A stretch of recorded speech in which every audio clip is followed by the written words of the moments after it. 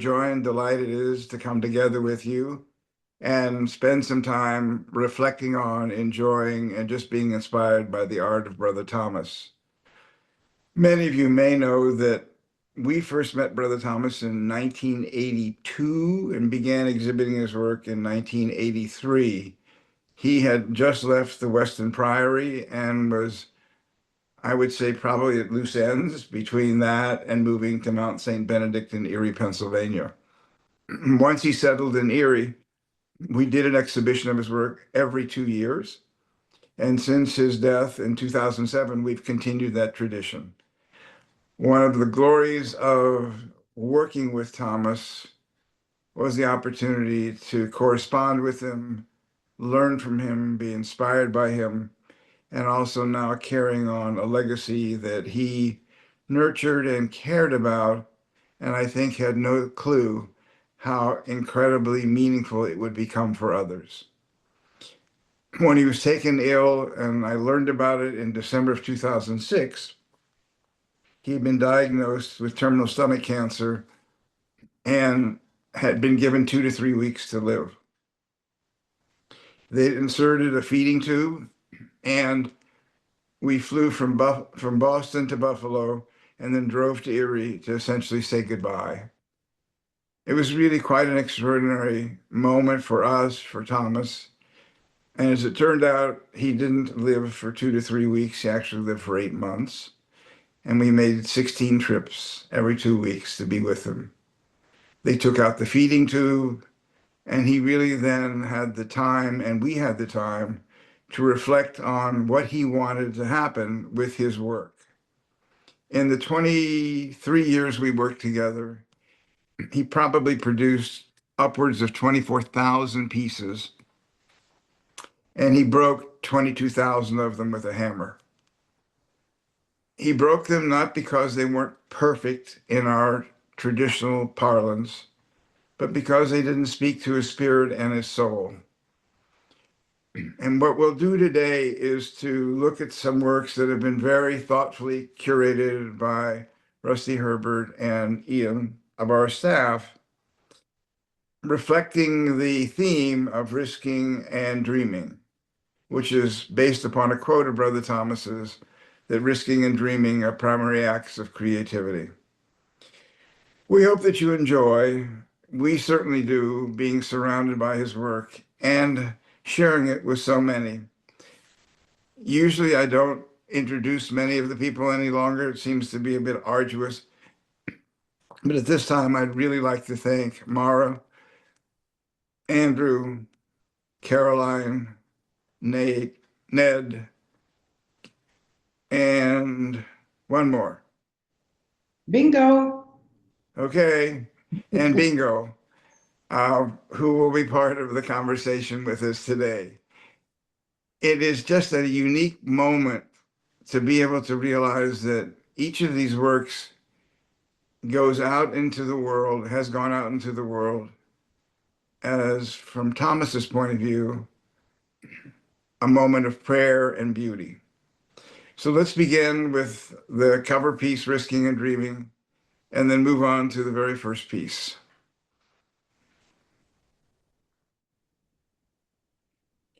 Which is the cover piece as well of the show. I've selected today, I think this time actually probably appropriately so, quotes from Brother Thomas to share with you and to guide some of our conversation. And the one that I begin with today is, we are all born with a soul, but we have to acquire a spirit. And Mara, if you would be willing to talk about this and maybe even refer to some of those thoughts. Because I have a standard poodle here who sometimes barks, I keep my mute on until I'm speaking. Well, I'm going to respond aesthetically. You have makers on the panel today, so the makers can talk about the making. I want to talk about the painterly qualities or the sculptural qualities, depending on the piece. And for this one, it seems to me you could go both microscopic on the plate or macroscopic. It could be an entire universe. It could be us looking at the vault of the heavens. It could be lichen on a tree, or it could be a subatomic particle. And we, as a viewer, are in the relationship with this beautifully proportioned piece with this incredibly intricate glaze on it. And we're gazing into the luster of it, to the rhythm of it, to the colors of it. And we need to put our soul in contact with the maker's soul through this object of contemplation. And I find with Brother Thomas, because he was a spiritual being, that his work seems to me to be accessible on an aesthetic and spiritual level. In a way, it's sometimes hard with other kinds of artwork to be, because their narrative content might be really tough. And so I just invite us, we're looking at these pieces for people to just have that free play of your intellect, your emotions, and your spirits over this object of contemplation made by this deeply spiritual, talented artist. Lovely. Ned, I'm going to ask you to sort of maybe pick up from where Mara was leading in terms of both her appreciation for it as simply a work of art, and you as a maker or an appreciator of making can help us view the piece in a different way. Well, I totally agree with Mara that this piece is accessible to everyone. I think a child could look at this plate. I think an art curator could look at this plate. I think a master potter could look at this plate, and you kind of get wowed in the same fashion as soon as you look at it. The form is quite simple. It's an open plate with sort of a broad rim, but like most of Brother Thomas's pieces, often the forms are a canvas for the glaze work, which is spectacular. And so here, there's a copper glaze on this pot, and it could be layers of copper glaze. The effect that we're seeing is, we usually refer to it as an oil spotting effect. And Brother Thomas has a lot of these effects in his pots. Traditionally, oil spotting is something that we would see with iron-based glazes, but it's an effect that can kind of be achieved in different instances. It means that when the glaze is at its sort of peak temperature in the kiln, when it's actually soft, the underglaze is, there's gases coming off, and those bubbles are traveling up, and they're carrying sort of concentrations of the metal with them, coming to the surface, popping and pooling around it. And it's creating this amazing effect. Copper has a lot of different forms in reduction. It's most we think of it as a red glaze in reduction, but depending on the concentration of copper, you can get blues and you can get purples. And Brother Thomas, it's like he had all of it at his fingertips here and knew how to control that effect so well with the application of it. I think what we're looking at is an application where he's got the glaze thicker in the middle and it's getting thinner as it goes to the edge. So yeah, he's just a glaze master. It's brilliant. I'm a fan of glaze chemistry, and I like learning from Brother Thomas. So. Thank you. Andrew, you've known Thomas's work probably almost as many years as we've had it. So we've known you for a long time too. Yes. It's really really something when you consider the focus that it takes to create, as you said, 24,000 pots, and the focus that it requires to select a few thousand out of those many, many creations. There's, I think, a tremendous amount of humility in that, to say, sort of pride and humility at the same time. Humility to say, even though I made this, it's not up to snuff, I'm going to get rid of it. And also the pride to say, this is something that is spectacular.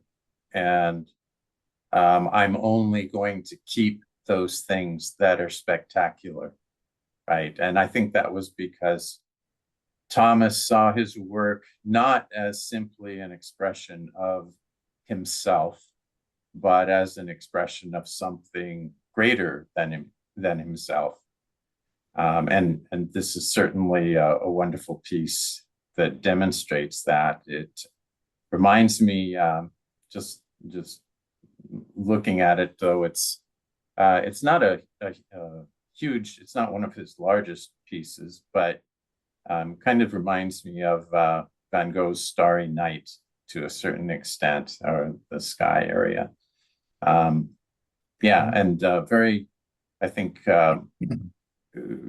coming out of a Chinese focus on the Junwares that use copper glazes and get blues and reds together. Here he sort of molded or melded those two colors to get this spectacular purple with kind of blue stars in it. So beautiful. Rusty, you knew him pretty well, actually, and had a friendship with him. Your thoughts about this particular piece? I think everything one can say about this piece has probably been said, to be honest with you. It's a phenomenal piece. But just in general, because we're beginning, and for our viewers, the title of this exhibition is Risking and Dreaming. And as Bernie said, that was a quote of Brother Thomas's referring to it as primary sources of creativity. And I think Andrew is an expert in Chinese China and Japanese China wares. And so many of those Korean are making the same piece different, slightly different, better, but very similar in shape and to some extent. I mean, each one's individual and they're absolutely gorgeous. But Thomas felt he had a statement of risk that was with a glove up on his board in his studio. And for Thomas, part of the spiritual journey, which is a spiritual journey for all of us, is the sense of risk that is going with it. But in order to have a need for risk, you have to dream something. You have to say, what more can I do? Where can I stretch? And then I'm willing to do it. I'm willing to go there. And so what we're going to see this piece and the many pieces that follow, one of the things that I think is critically important is each one of these stands almost as a museum piece, in the sense that you could appreciate it all by itself somewhere that you would visualize it on a daily basis. We have lots of Thomas's pieces together here, and it almost denigrates the work in a way, because they do stand on their own as wonderful expressions of all the things that have been already said about this. But I think he had many different forms and many different glazes. All the glazes he learned on his own. He went and studied. It's not like he invented copper, but he invented the use of copper in different ways. So the idea of this exhibition, as we go through these, look at all the different shapes, phenomenal shapes, look at all the different glazes, and realize each one of these to some extent is a risk, and each one represents a very deep spiritual effort by Thomas to create something that is meaningful for us to connect to. Lovely. And Caroline, as a maker yourself, as a ceramic sculptor, but having lived with Thomas's work around you here at the gallery, your thoughts about this piece? Rusty gives a good point that each piece really can stand on its own, but I'd like to point out that the best room in the gallery is the Brother Thomas room, where you're just surrounded by this quiet embrace of these pieces that I think contains that spirit that the piece, of course, wonderfully, I think, points out, and it's just beauty and its gracefulness, its color, which Andrew pointed out is kind of a illusion of purple. There's definitely purple in there, but there's a lot of reds and blues playing together. Purple's a very difficult color to get, but you can tell that Brother Thomas certainly hunted it down. He did. He loved the pursuit, I think, of each of these glazes. As some may know, he in fact, at his death, had all of his formulas and all of his glazes destroyed. And one of the reasons from his perspective was that he was on the path to the beautiful, which was a spiritual journey. It was not chemicals research journey. He was not seeking out glazes to expand the vocabulary of glazes for themselves, but as a means to express something much more profound in terms of his world, never imposing it on anyone else. So thank each one of you for contributing to our appreciation of this piece. And now we're going to look at the next piece. So one of the things that had always happened, and I'll just recount it historically, was that we would not see a new piece of Brother Thomas's for 2 years. He would take that time to create, I would estimate, somewhere in the vicinity of 1,500 to 2,000 pieces. He would break 90% of them, and then he would wrap 100 pieces for us, carefully cataloging each piece with its glaze. And then maybe of the 100, there would be 2 or 3 of the pieces at the very top of the list that had little stars on them. That even those pieces totally stunned him when he opened the kiln. And we have 19 boxes of his handwritten faxes to confirm this constant journey, the seeking for that which enabled him to share his view of the universe, which was one that was a path to the beautiful. Mara, we have, I think, 2 views of this, don't we? Maybe if we do find, yes. So you can pick or choose either one or both. I think Mara had to step out for a moment, Okay, but she'll be back. I'll believe you. Then, Andrew, do you want to start looking at this piece together with us? Yeah, this this piece shows, of course, the white base material that Thomas worked in, which of course is porcelain. And famously, porcelain is very difficult to work with, as I understand, and our ceramics practitioners can certainly speak more to that. But just to do a shape like this in the way that he did, creating a palette for these exquisite glazes, it just really speaks to the level of Thomas's creativity and his focus and willingness to work with things that are difficult, with no promise of success.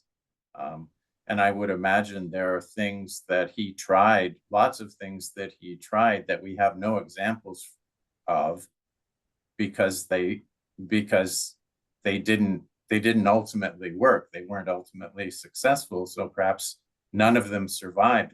We unfortunately, and correct me if I'm wrong, Bernie, but we don't have any evidence of that sort of thing that he may have tried and failed at. But this is certainly an example of something that would be quite challenging, I would imagine, to do, and fortunately was achieved with tremendous success. Correct. He, as I said before, destroyed 90% of his pieces. He had a very small hammer, which he would just destroy the pieces and then use the shards as a gift to the nuns at the neighborhood art house for the kids to make mosaics from. So nothing was wasted, but at the same time, he had a very strong sense of what he wanted to be out in the world as one of his creations. So, Ned, do you want to talk a little about some of the issues of the seams, the holding together the piece, the glaze and its application on this particular piece? Yeah, I think I feel like this is a piece again where sort of anyone could come up to it and look at it and be stunned by it. But if you are a ceramicist and you look at this piece, even more so, you say, how did he do that? And that's often the case with Brother Thomas pieces because he has these large forms that are holding up their shape perfectly, without any evidence of the hundreds of issues that can sort of trip you up along the way. One of the first lessons you learn when you take your first pottery class is that clay has memory, and in fact, pretty much your pot throughout the whole process has memory. And so when you make a form like this, you could approach this form in two different ways. Like you can approach it, you could throw sort of two flat plates on the wheel and combine them, or you could approach it by a slab style. But either way, you're working with these large plates, these large slabs, and even simple things like moving it from the slab roller to the table or lifting them upright to combine them. If clay bends in some way there, the clay will remember that when it goes into the kiln, because we have to remember when it goes into the kiln, it goes to 2,200, 300 degrees, and it gets soft in the kiln. And so all that stuff comes back. So Brother Thomas, he must have had so many little solutions to these problems that he was encountering along the way. You talk about the seams. I mean, with this piece, he must have been making this piece, and you would make half of it, and you'd have access to compress the inside seam there, and then you'd put the other half on, and you can work the outside of that seam, but you're not getting your hand in that tiny hole in the top, so you're not getting access to the inside of the seam. So he had to work around that and problem solve that. So it all plays to the mystique of Brother Thomas, how he overcame all these hurdles and produced these pieces that are so stunning. Wonderful. And that's very helpful to just keep in mind. Marge, are you back? I'm back. Sorry about that. Not a problem. Then I'd love for you to talk about it. I think we have two views of this. And you're more than welcome to choose either one or both. So you can For flip it. your, We've looked at it for a while on this side. I think our guests will remember it. Do you want to flip it over? Or we no, we looked on the oh, other you side did. more. Okay. Well, either side. It's just this one for me in particular, although has a very Asian atmospheric perspective feel to it, like that the mountains and the clouds are floating up the surface. It's not a deep space. It's certainly not a realistic space, but it is a magical space, and it's a space that relates to Chinese painting. And so again, it's just going into how your head is working with your heart, and how you just want to pass through each transit, like starting at the bottom, floating up to the first ridge line, dropping behind the first ridge line, floating up into a wave or a crest of the second one, floating back into a mid space. It plays back and forth and back in a way that is completely fluid and evocative of the shifts of nature and moments in art history for me. And can we look at the other side with you just for a minute as well?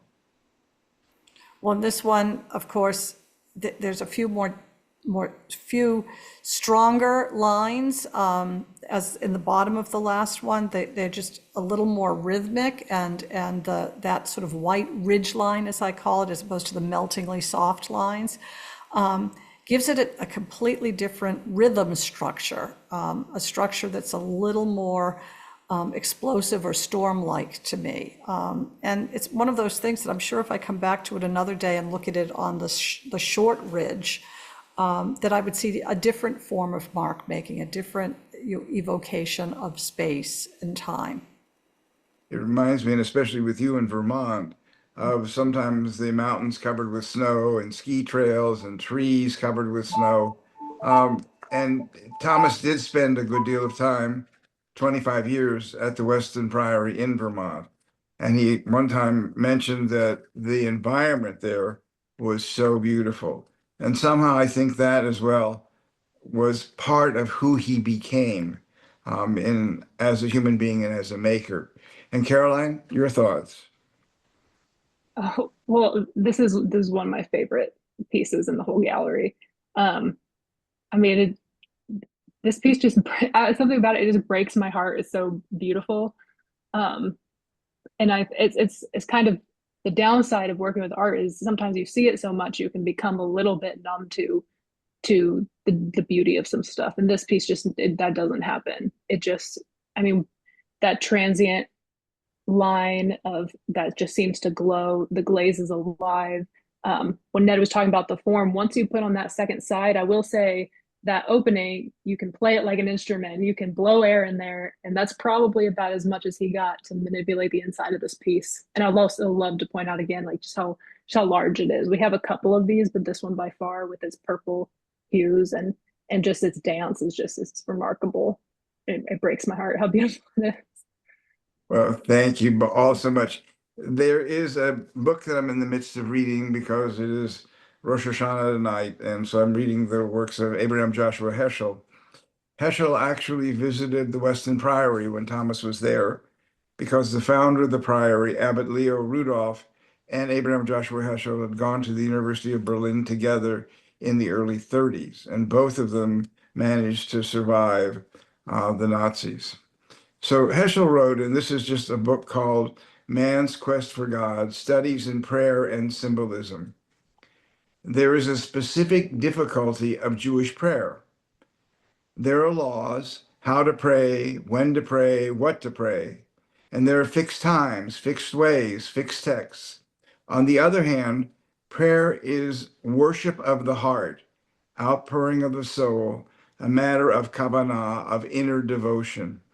And it seems to me that this piece and all of Thomas's pieces were the combination both of the rigor of the fixed time for prayer, the fixed rules, and at the same time being able to access that which was in his spirit and then to put it into the piece so that each one of us can experience it very differently.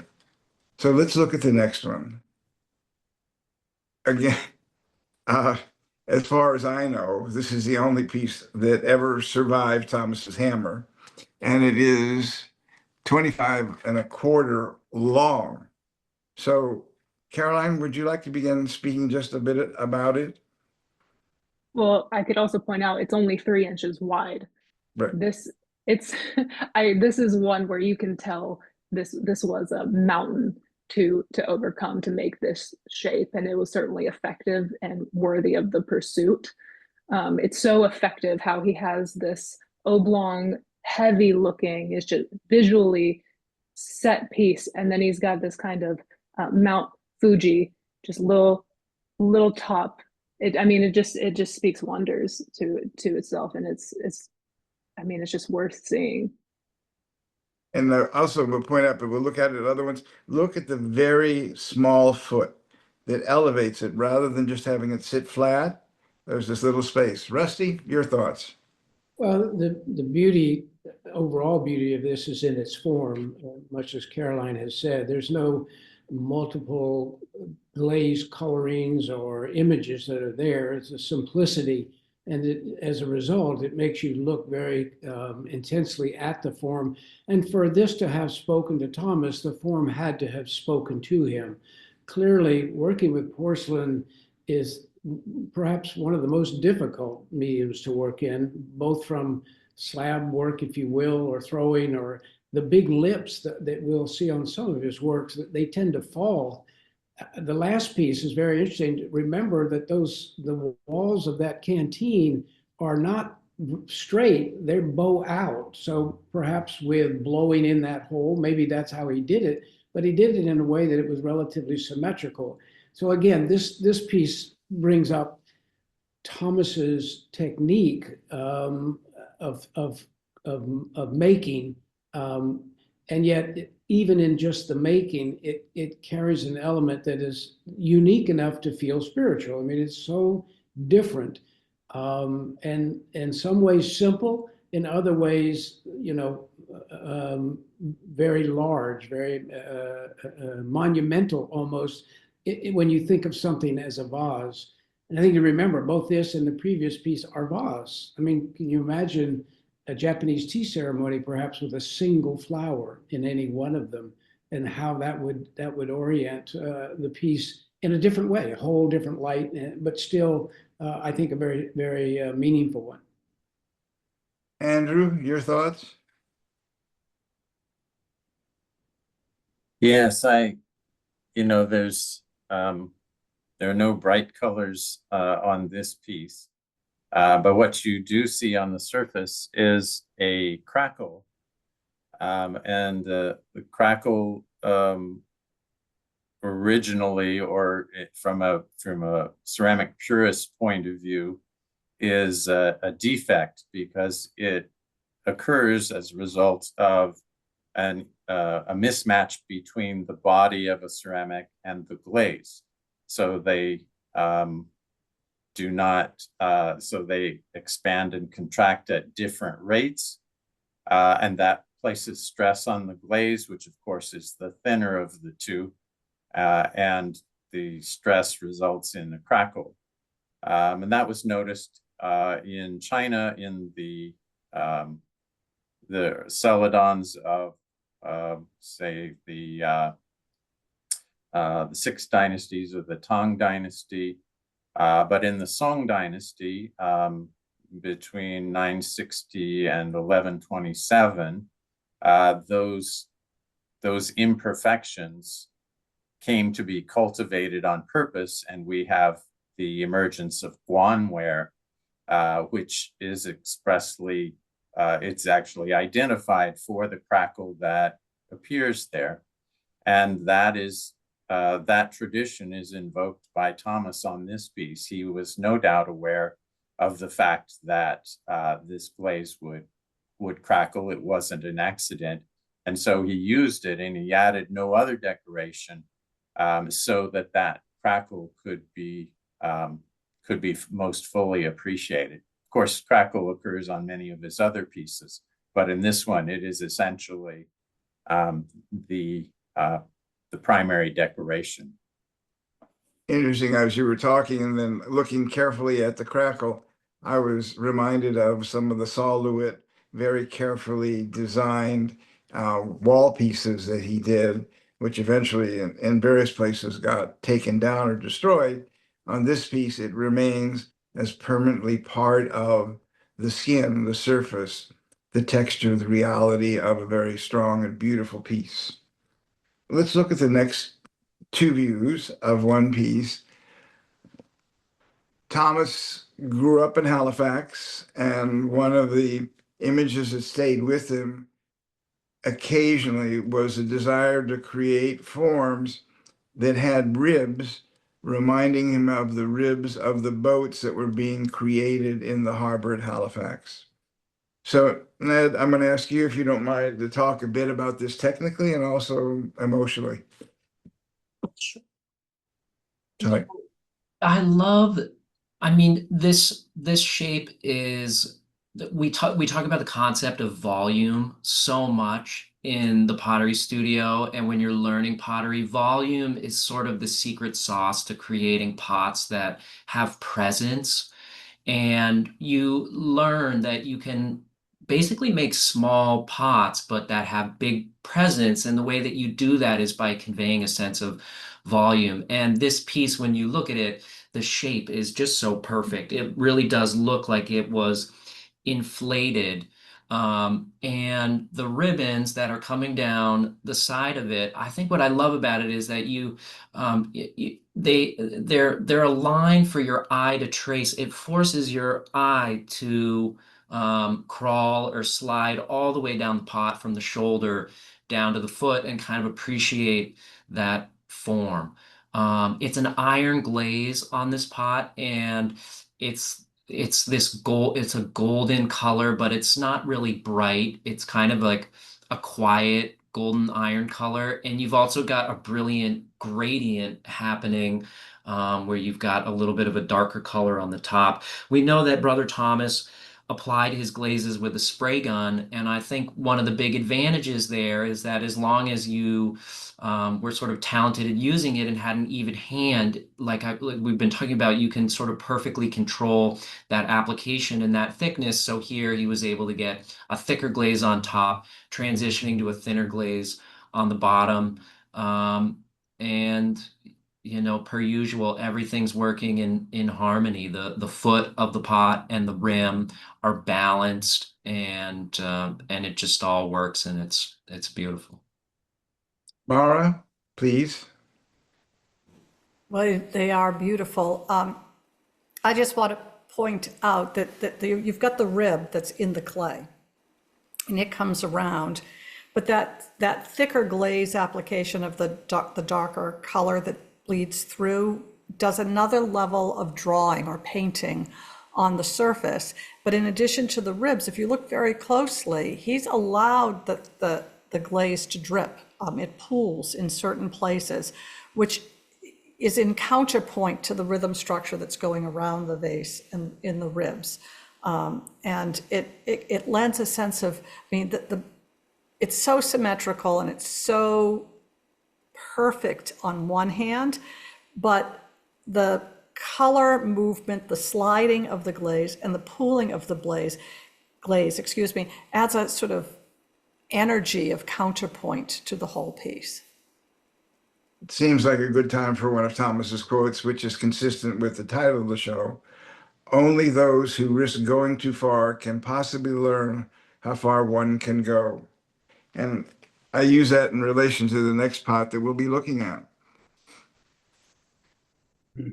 We took Brother Thomas on our gallery trip to Japan in the year 2000.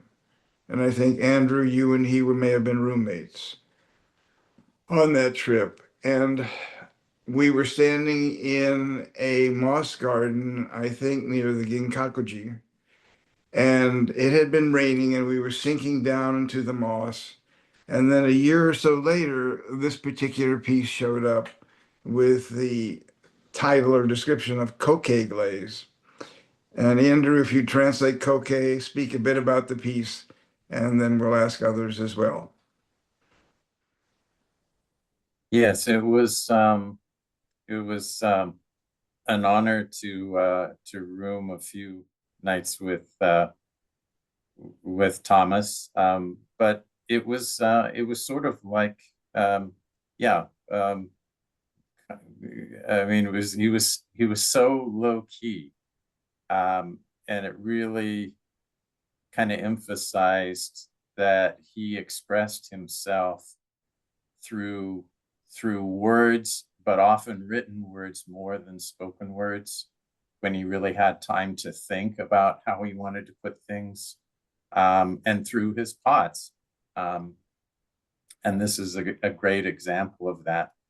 Koke, of course, means moss. And obviously he felt that he was reproducing or recreating something of the feel and the color of the moss that he experienced there in Japan.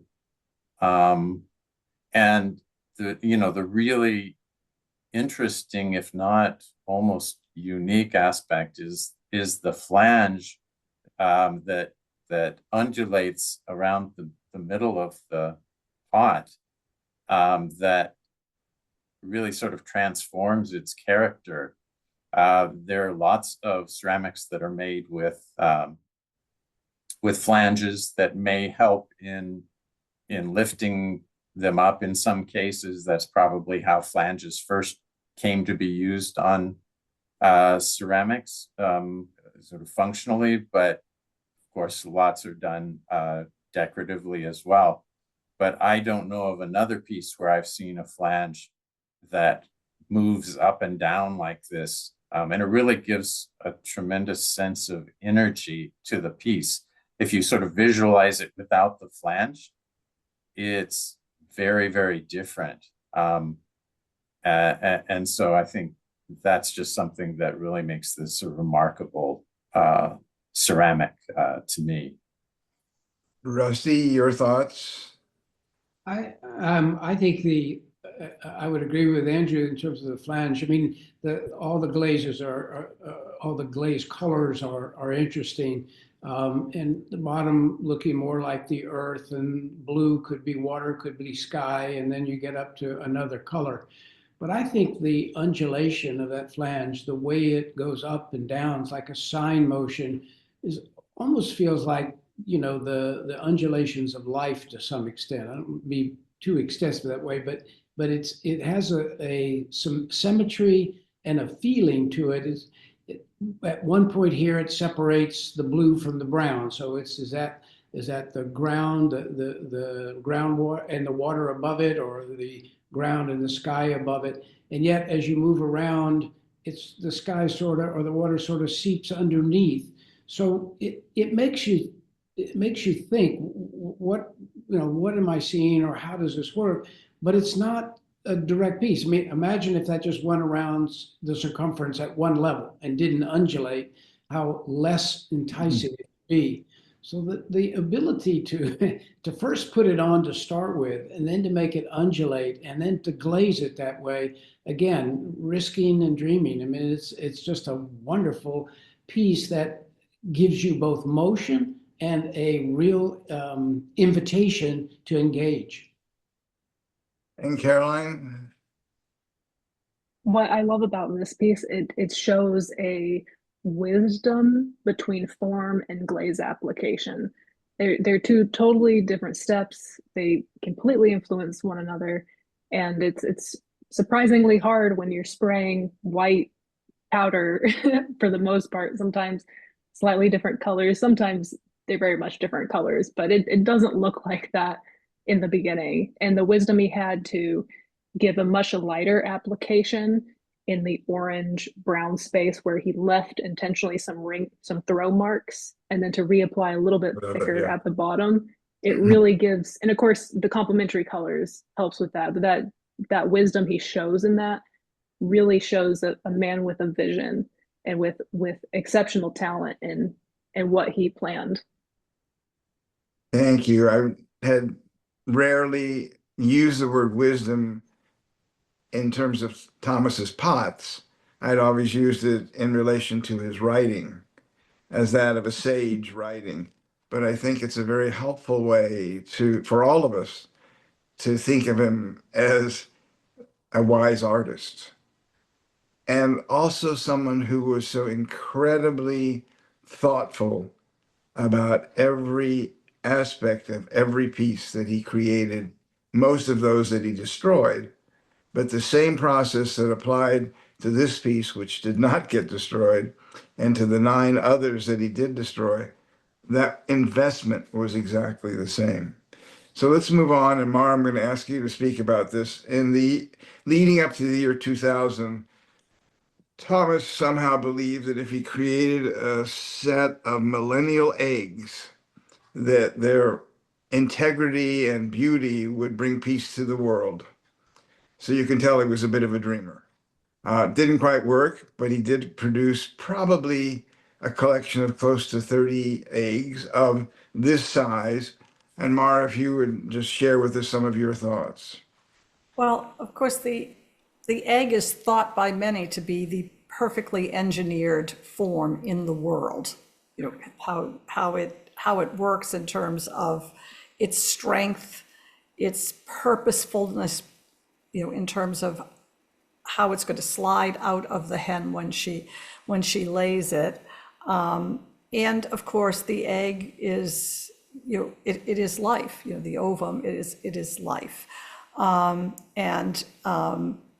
so I think that it comes together in terms of this simplicity of form, although it's very intelligently designed by nature itself, and then to move to, I'm going to create a series of perfect forms and offer them as a hope for peace as we move to the millennium, and then to make the choices of how he was going to glaze each of these beautiful pieces. You promised me that there was a picture of many of them together. It's coming soon. You know, so we'll be looking at them together. But again, it's the perfect form in the world, in terms of form and function, but also that notion that life begins with an egg. I think it's beautiful. And Andrew, I would just mention finally, having been raised in the Catholic tradition and gone to Catholic schools, this is a prayer.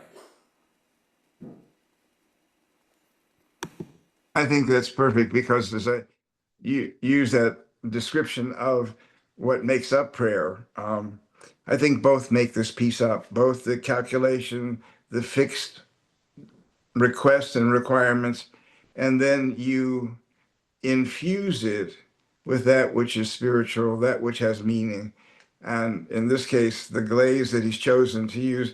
Ned, I'll just ask you to speak a bit about what this glaze manifests as.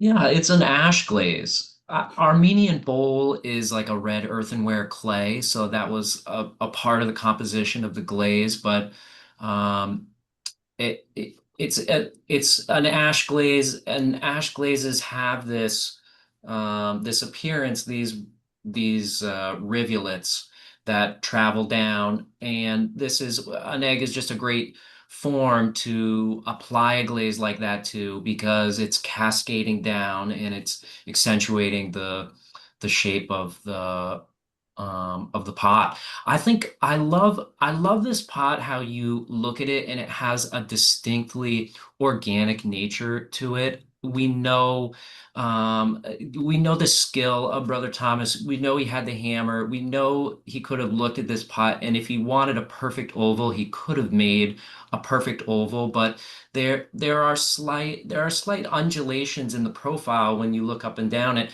and it gives it a very organic quality to me. I think you can look at the rivulets created from the ash glaze, which, by the way, it's like a concentration of mostly calcium, like alkaline earth metals, but it looks like it could be a cardiovascular structure, or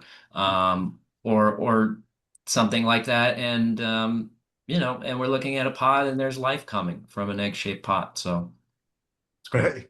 Right. That's a nice way to put it. Next slide, and Rusty, I think you should, cheaper by the dozen. You should describe the process, the making, and where it is. Sure, Bernie. This reflects on the deep friendship I had with Thomas. I got to know him very well as an individual, and I'm great for it. Thomas at one point said, every time I finish a series of pots and open the kiln, I'm sort of at a loss. I'm never quite sure where I'm going to go next. And I suggested to him that maybe he'd be willing to create something on a commission basis. And he said, well, Rusty, I don't really do commissions. And I said, okay. But he said, but that's sort of interesting, and talked to Bernie about this. And the idea that we shared was that I was for 35 years an in vitro fertilization physician. I worked with human eggs, and each egg and each sperm carries its own genetic DNA. And each time you created an embryo, if it came to life, was going to create something different. It could be the same two individuals who made it, but it is as a embryo, and then as a fetus, and then as a child, it's going to be different. Thomas viewed his works that he released into the world as his children. He said as literally that at one point. So we shared this concept of creating children in two very different ways. So my request of him was to make a dozen eggs. The reason for that is that a woman ovulates once a month for 12 months out of the year. And so this represents 1 year in the ovulatory life of one of my patients, potentially, and that each one would be a different glaze, because each one represents the uniqueness of that individual. And this is a series of a dozen eggs that were created using different glazes for each one, roughly the same form, obviously, each one individually thrown. So each one's different in form by a slight amount, and obviously quite different in terms of glazes. And so it was through that process, and it was sad in a way. This was the next to the last firing he ever did in his kiln, because when we talked about it, he was very proud of having lost weight, not realizing that the lost weight was due to a malignancy. He continued to make and to fire, and this was the next to the last firing of his life. And in this case, the eggs became a continuation of or a symbol of life itself in such a beautiful way. And the fact that you treasure them and are willing from time to time to share them with others is also a wonderful continuation of his spirit. So I'm very grateful to you. These are smaller eggs, not the size of the Armenian bowl glaze that we saw, and they have a sense of being part of one family. Next slide, please. Mara, I'm going to ask Mara if you don't mind to speak a bit about form with this, glaze with this, Thomas just being Thomas. Okay.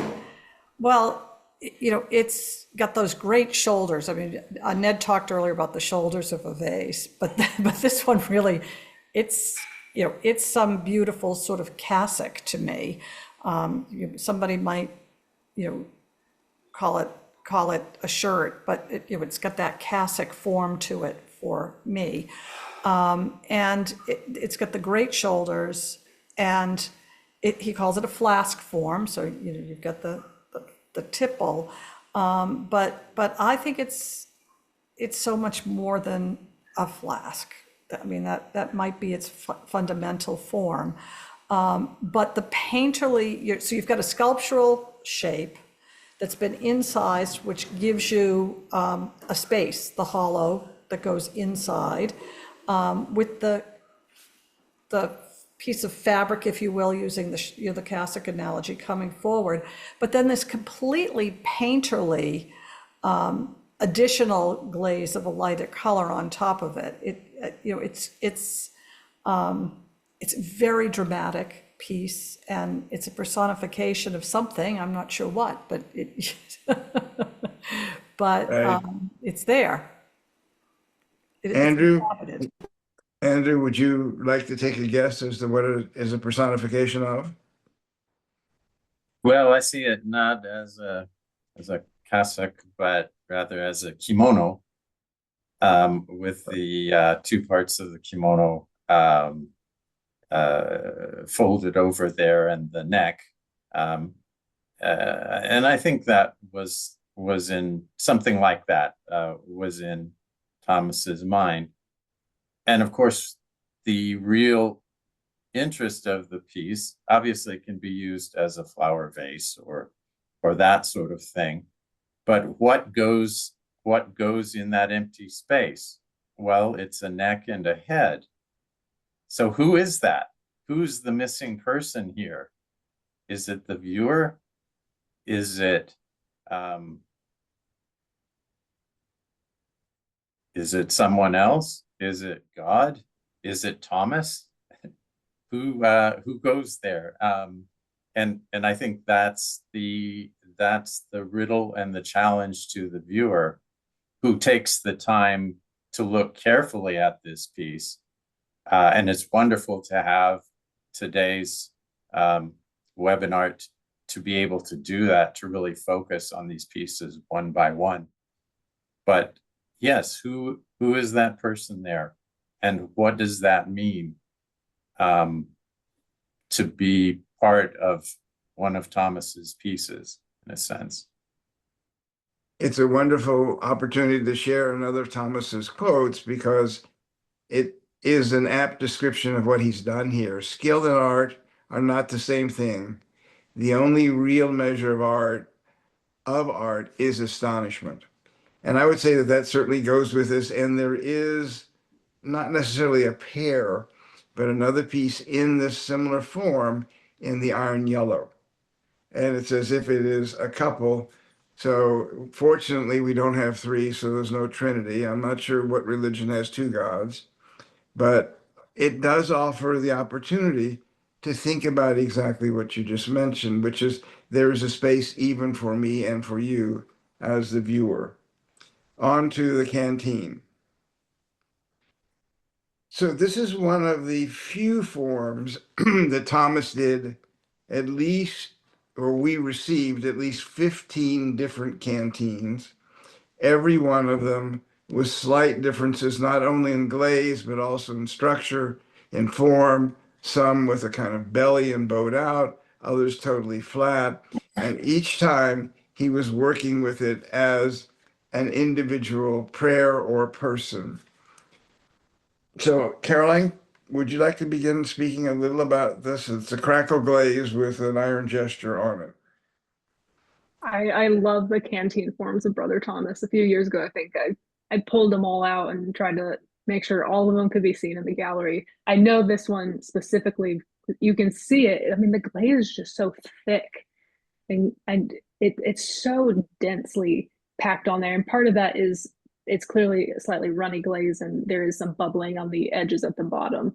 I mean, it's just so dramatic, and how well he paired the crackle glaze with this phase separation iron dancing shawl that's going across the piece.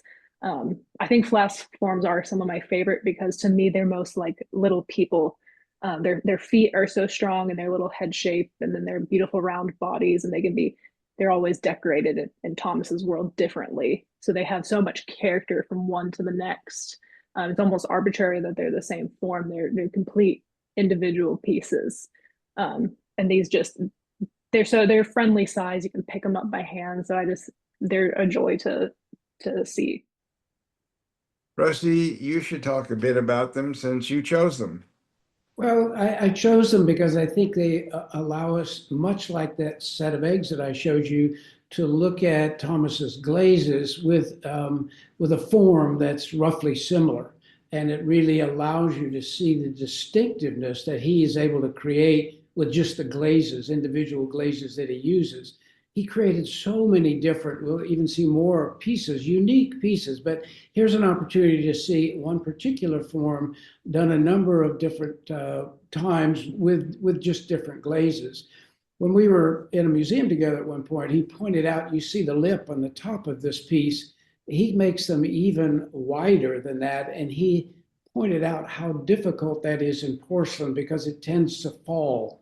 The further out it goes, the more likely it is to fall. And he had figured out a way to keep the lip up, and he could extend it out even further. So again, yeah, it's a simple canteen form, but done the way only Thomas could probably do it. But the reason we put them together was to compare choices of glazes, which again are so broad and unique for Thomas.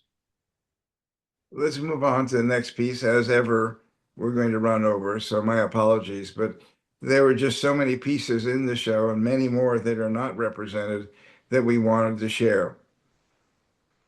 Marek, would you speak a bit about this piece? This is one of two pieces that we had in the collection. The other is in the collection at the Art Gallery in Winnipeg. Well, this sort of belle of the ball, as it were, if we had, with it's just sort of this sweeping ball gown of a form for me, and or a ringing bell. It's it's sort of a half balloon shape, and it's the drama of the piece is this little teeny narrow neck and head, and then this sloping volume that just comes down, and then he's embellished it with these broad strokes, given the shape of the whole piece. I find it very dramatic. I find it as if it's going to be swept up in a dance or swept up and be part of a bell choir, that there's an implied motion because of the sweep of this body, this large circle. I think she's very pretty to me, very pretty. And the little lid or button at the top has a small ceramic stick on it so that it will be centered on the very top of the piece. Next slide, please. Thomas did what he called ash glazes or elm ash glazes or blue elm ash glazes. On one occasion, he did a piece that was titled Brother Lawrence's Ashes. And the nuns that he was living with in Erie, Pennsylvania, got a little freaked out that Brother Lawrence had been cremated and passed his ashes on to Thomas to make a glaze. Fortunately, the story is a little bit different in that Brother Lawrence cut down the tree from which the ashes were, and Thomas was simply creating a footnote. This is an easier one, the blue elm ash glaze. And Andrew, if you'd respond to it. Sure. One of the things as I was thinking about today's WebinART and thinking about Thomas, that I realized is that Thomas he really had a tea master's sensibility. And tea masters for the Japanese tea ceremony or chanoyu really focused on creating a full aesthetic experience for people who attended their gatherings, and they tried to pass that on to the students that they trained. And part of that involved selecting utensils that would combine and complement each other in ways that created a unique experience for those involved. And I really think that Thomas had that sort of sensibility when he was creating his ceramics, when he looked at what shape and what glazes and what colors and what textures would combine to create something that was unique, that would provide the viewer, the owner, the holder to experience something that they had never experienced before and would never experience again. So this piece, I think, really kind of encapsulates that to me. That's a very beautiful, beautiful thought, and brings to mind for me, Thomas and I were in Japan in 1991 working on the documentary called Gifts from the Fire, created by our daughter-in-law. And we had him attend a tea ceremony, and it turns out that the very low tea bowl that he was given or was being used in the ceremony had been created by one of the ceramic artists that we'd met the night before. What I didn't know was that Thomas had never done chanoyu, had never done the tea ceremony. And when it came his time to pick up the bowl and to drink the tea, the first cut was he got green tea all over his nose.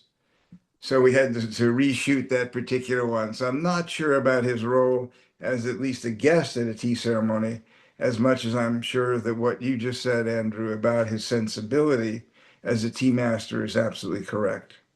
Every aspect of the creation of every piece was part and parcel of who he was and who he was willing to share with others. Next slide, please. This particular vase in this rhodonite glaze is really one of the more extraordinary pieces that Thomas created. A friend gave him a packet of rhodonite, which sat on his shelf for years, and then he took it out, did obviously, I would guess 60 to 70 pieces, and we got 5 pieces, this being one of them. And not an easy piece to talk about. So, Ned, it's your turn. Thanks. Well, yeah, I think rhodonites, I looked it up. It's like, I didn't know this, but it's a manganese mineral. Manganese gives us blacks. There's a lot of ways to get black in a glaze, but manganese, and a lot of the way, like you can saturate with cobalt, you can saturate with iron, but then when they get diluted, you'll get a different color. Manganese is really it's just a dark black pigment. And I'm guessing, because I asked Bernie about this and I was told I'm allowed to speculate about what's going on here with the glazes, but I think we have another oil spotting effect where probably the rhodonite glaze is on top and an iron-based glaze is underneath it, and we're having that same bubbling effect coming through there. On a lot of these, like on the Koke glazes, on his khaki glaze, on this rhodonite glaze, um, you you can tell that there's a softness to the texture of the glaze, and we have to remember that a lot of those matte qualities are happening not when the kiln is heating up, but when the kiln is cooling down. And so there's hundreds of variables that, levers you can pull when you're trying to determine the effect that you're going to get. But it's just another one that I know that Brother Thomas was tweaking and refining. And when you slow that cooling down, you encourage the crystal growth. Those minerals precipitate out, and the result is really lovely textures.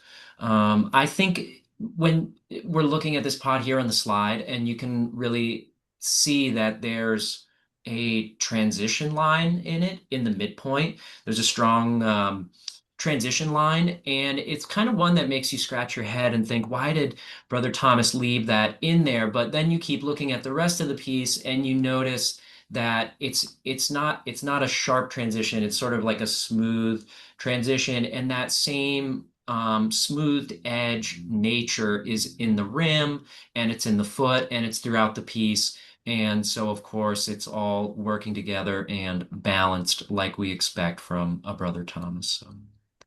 Lovely, beautifully said. Next image, please. Mara, this is a piece that may be on the cover. I'm not sure. No, it's in the catalog, and we used it on something else recently. In a way, we've never shown it without the lid, but it's amazing as well. Can you share with us your thoughts about it? Well, I did ask when we were viewing the slides earlier to make sure that that extra plate at the bottom is not a part. It's a little stand that rotates at the gallery. Right. It's a turntable, exactly. So that, just so everybody is clear where the piece ends. Again, just like the piece we just saw, the way these pieces seem to fill their entire chest up with air, the breadth of the piece. It just is remarkable to me. They are so alive, and they're alive right at that moment of intake where you're at your fullest, your most complete, your shoulders back, your chest is open to the world. And I think that for all the mystery of the pieces, both in their making and their intent, they breathe themselves into the world and into a place where they're open and ready to be embraced by the viewer. And I think part of that is just the breadth of the pieces. And then just the magic of these. I mean, there's only one word to use. It's beautiful. I know that word's not necessarily in fashion in the art world at all points. Hey. They're hauntingly, meltingly beautiful glazes. We have another view of it as well, I think. So, oh, it's turning. So this is even better. It's turning fast. It's turning fast. Well, Rusty drives quickly, so you have to put up and with when you that. notice when it gets to the back, all of a sudden there's yet another lavender mauvey purple coming in and out of the glaze too, which is completely different from the front view that we had before. So it's alive and it's moving. Absolutely. I just love the hint of the mountains coming over the copper red. Next slide, please. So this was a piece that for a few months was sitting on my desk. Um, for me, an explosion of fireworks in many, many ways. And for Thomas, I'm sure just another pot that he really enjoyed. The lid complements the piece in such a beautiful way. And then the glaze comes down on it in so many different ways. It's very difficult to reproduce this dark a piece. So I apologize for that and invite all of you to come see it. But Rusty, your thoughts, since you sat near it for quite some time too. Don't talk about the secret that's inside it later. Right. I am struck by the last several pieces about what Ned said, and Ned, you can comment further. Volume. I mean, he creates a volume that is not just volume in the sense of quantitative volume, but a volume of expansion that Mara was referring to, this sort of openness, if you will, and it's obviously thrown in order to achieve it. But there's something about Thomas, especially his larger pots, that have that volume that makes you want to embrace them. It makes you very comfortable with them. Now, not he has other pieces that are very different shape that aren't, make you want to do some kind of twisted dance. But for these larger pieces that have the volume, they're so wonderfully thrown. And again, that porcelain lip, which is not the easiest thing to do, is a balancing piece, or a balancing part to the piece that, again, just a magnificent, want to hug you kind of Thomas piece. Caroline? A caveat to what Rusty's talking about. I was often taught that a piece that is kind of bellowing like that, it looks to us that it's breathing in. It makes it alive because it looks like it's literally sucking in air, and it just gives a life to the piece that it wouldn't otherwise have. And you can lose that real quick if you start getting fussy. You can easily shape things where there's just that curve, it just starts to come in such a way that life is just gone. It's a very delicate balance. Andrew? Yes, thank you, Bernie, for clarifying that that Thomas was not, in any sense, an actual tea master, but that, and I don't know, I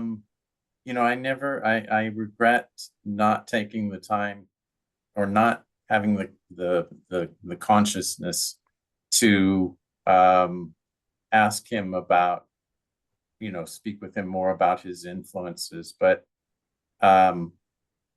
this piece sort of reflects the type of thing that tea masters particularly focused on with their tea caddies.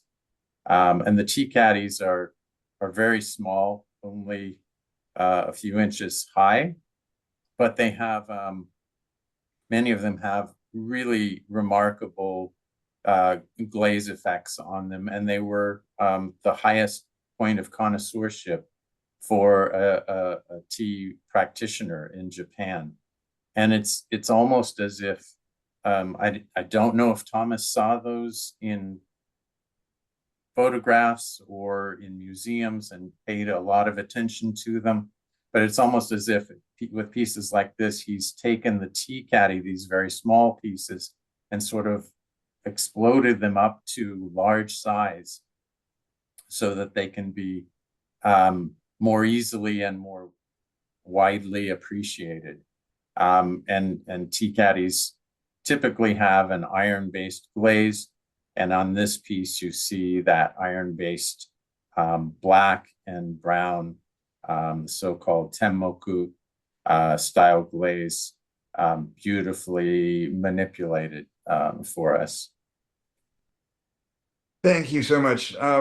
I think Thomas had seen tea caddies, and actually the Kame family, we have tea caddies of the 15th generation in the gallery, and they're exactly what you say, sort of miniaturizations of this that Thomas is now enlarged in such a gracious and inviting manner. So we've made it to the last set of slides. And in a way, we end with this simply because it is not like anything else we've looked at. And do you have the back view as well? And then we'll come back to this as well. So I just want to alert you to the fact that there are definitely two sides to this piece. And this is the back. And the nice part of this photograph is that if you look at the very bottom, you'll see that he was very careful to make probably an eighth of an inch, maybe three, a little bit more, 3/16 of an inch, little wraparound that elevated the piece so it didn't sit absolutely flat on a surface. So let's go back to the front, or what looks to be the front of this piece, and ask each one of you, starting with Mara, and then we'll go through to end our comments in a quite, I would say, astonishing and wonderful way. So Mara? Well, he flat envelope form, and of course the way the flap of the envelope comes over. But I would once again talk about shoulders. And Andrew earlier thought that the other piece reminded him of a kimono. I would say we have that kind of crossover shape again. What fascinates me here is that when he pushed behind the envelope, he has left this minute gap that looks from the slides to be asymmetrical, like it wouldn't be exactly the same on the other side, that lends an air of mystery to the piece that I find particularly engaging. All true. Caroline? This, excuse me, this is the only example in these slides where this is a type of glaze that when you first apply it, it will dry and crack apart and you fire it that way. So what you're seeing in between it is the clay itself often, which I think is the case here with Brother Thomas's piece. I'd also like to point out from the side, you can see these beautiful angles, how it's a little bit thicker at the bottom than it is at the top. And it gives it a sense of weight, even though it's only three inches thick, again, not very deep, not a very big piece in that dimension, but because of that slight increase in size of the base, it gives a sense of stability that it wouldn't otherwise have. I mean, it's just a very playful piece, the asymmetry of the opening, that it looks like an envelope, which is not something you usually see in a made into a base. It's playful, it's fun, it's different. It's just an exciting Brother Thomas piece. Ned? Yeah, it's certainly unique, and I think it stands out amongst Brother Thomas's pieces. It's one where you don't really feel one way when you look at this piece. You stand in front of it and you, I think, contemplate how you're supposed to feel from the piece. And I think that's rare. Most of his pieces give you an immediate impact of the beauty and the spirit there. And I think this one is sort of meant to have you thinking. It's certainly an unusual move to cut a clay object like this from corner to corner like that. And again, thinking about the structural impact of that, I just have no idea how he was able to do that, leave that delicate gap, have the whole piece hold up its structure like that. I think it's something of a triumph. I'll say that I've peeked inside a Brother Thomas pot before, another pot that I thought to myself, how did he get this pot to hold its shape? And I saw that he had, I guess I'll call them ribs inside, but they were basically tiny slabs of clay to support the inside structure.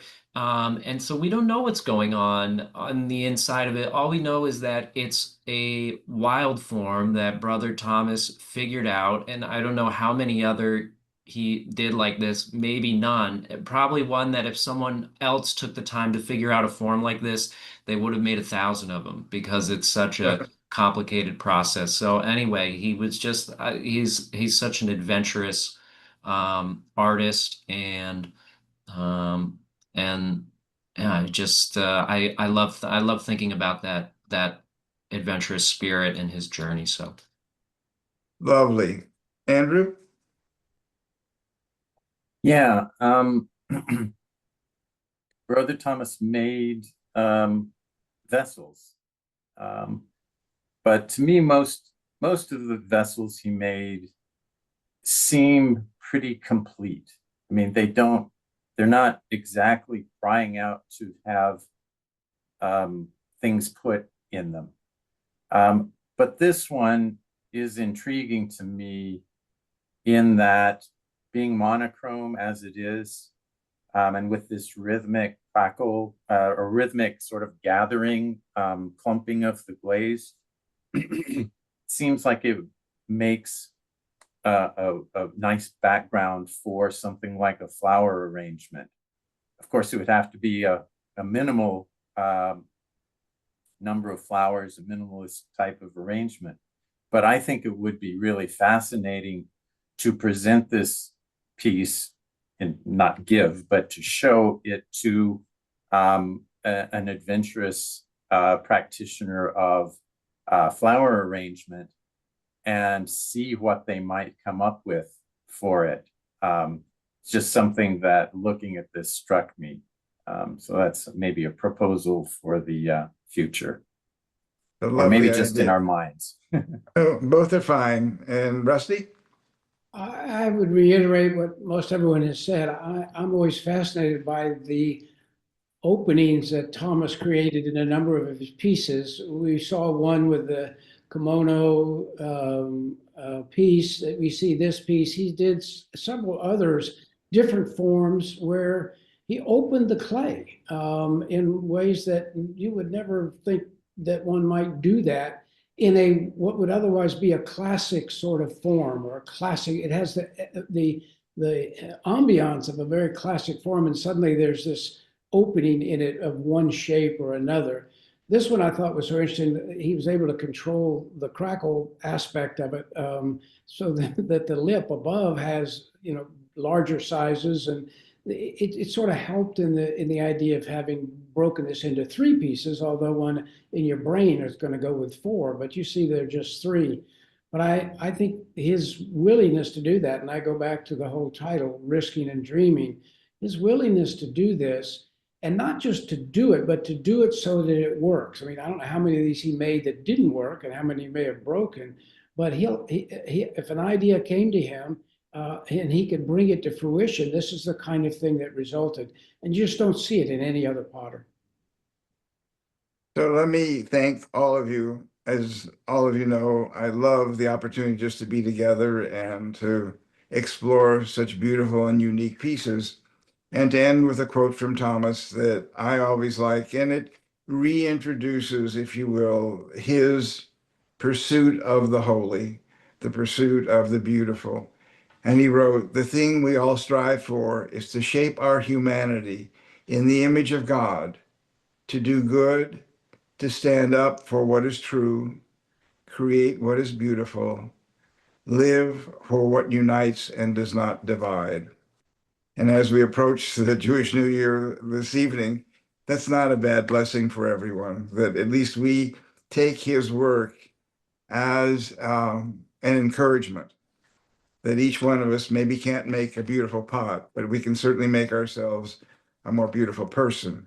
And I think that Thomas, in essence, was always using his craft and his art as a vehicle for himself. And he says that in the documentary, that he realized in his tiger years that he was struggling to make this perfect pot, an absolutely beautiful pot. And as the years went on, then the desire to do it began to fade and so on. He realized that that pot was himself, that he was trying to make himself a better person, a person who really seeks beauty, a person who unites and does not divide. So may it be for all of you. Thank you so much for this afternoon. Loved it. Be well.